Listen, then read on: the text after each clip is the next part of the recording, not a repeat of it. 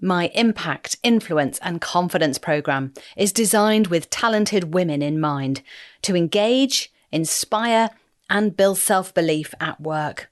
For more information, go to bitfamous.co.uk. You're listening to the Penny Haslam podcast. This time, I would say the most powerful thing you can do to build your confidence is to accept you won't have 100% confidence all of the time. And when you don't have as much confidence as you'd like, it's uncomfortable. By powerful, we have to think about what we mean by that, don't we? Is it instant?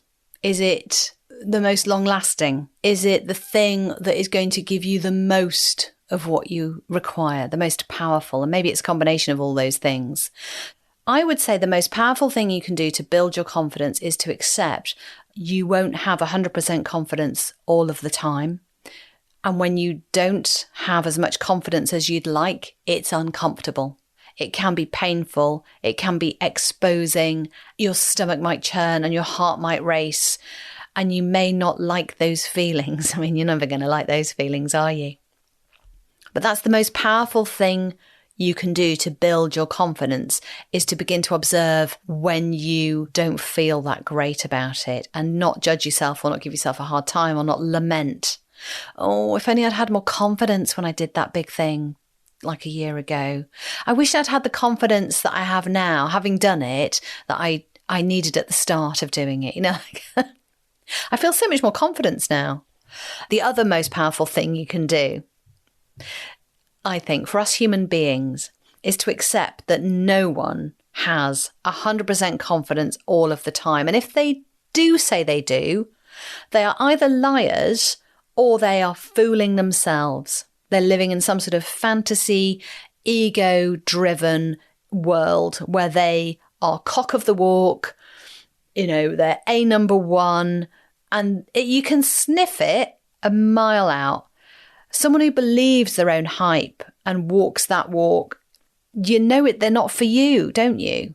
The challenge is that we tend to respect people who come across really confidently and therefore don't think we're as good or as confident or as able or as expert as they might be. And therefore we should listen to them. Please do never think that everyone has it covered. You may be at work and you may see people around you operating confidently, communicating confidently in meetings, in one-to-ones, directing projects, making decisions, reasoning, having good logical argument about why this path is suitable and why this isn't, and and yes, that will look really confident. And it may be that they've got lots of experience or they just feel very aligned with what they're doing and therefore they're more in flow in that moment. But it doesn't necessarily mean that they feel confident.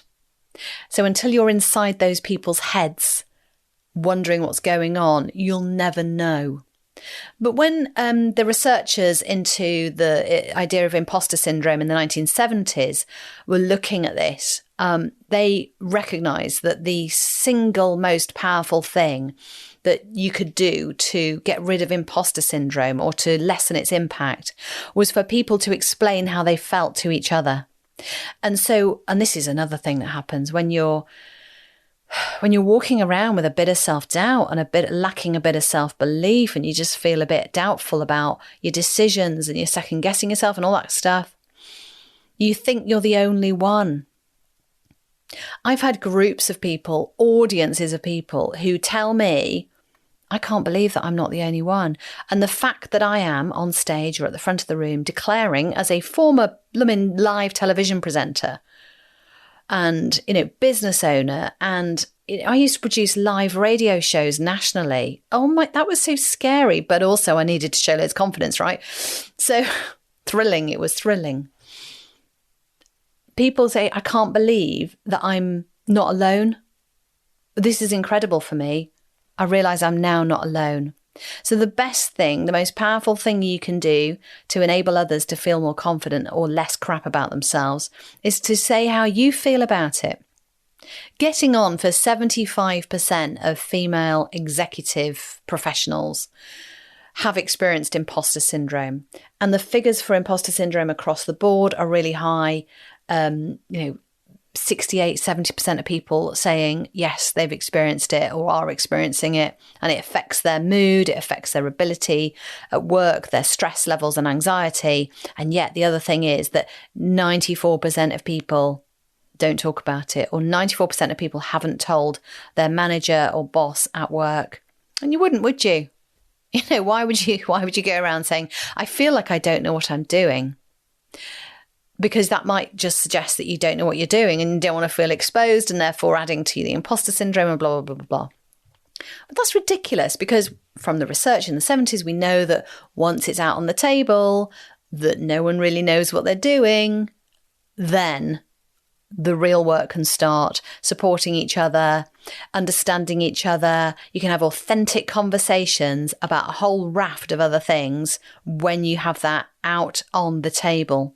Really strongly passionate about that. So I think that is the two most powerful things you can do to build your confidence, is to understand yourself and then talk about it with others.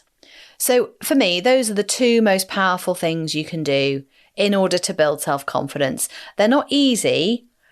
Easy things are not powerful things. An easy thing would be to get yourself a notebook, which on the front says, you've got this, or I believe in myself, or you can because you will, or you will because you can, something like that. All good. I'm not knocking it, but that is not powerful.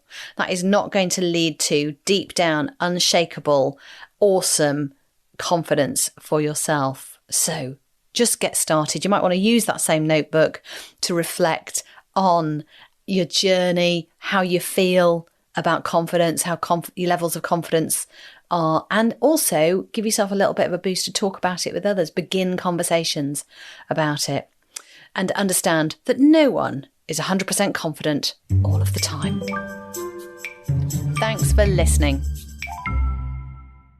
My third book is coming out in 2024. It's all about confidence at work and in life. And as you'd expect from me, there are lots of stories and ideas to help you build confidence, whether it's for yourself or for others. It might be colleagues, teammates, friends and family. Head to pennyhaslam.co.uk/confidence-book.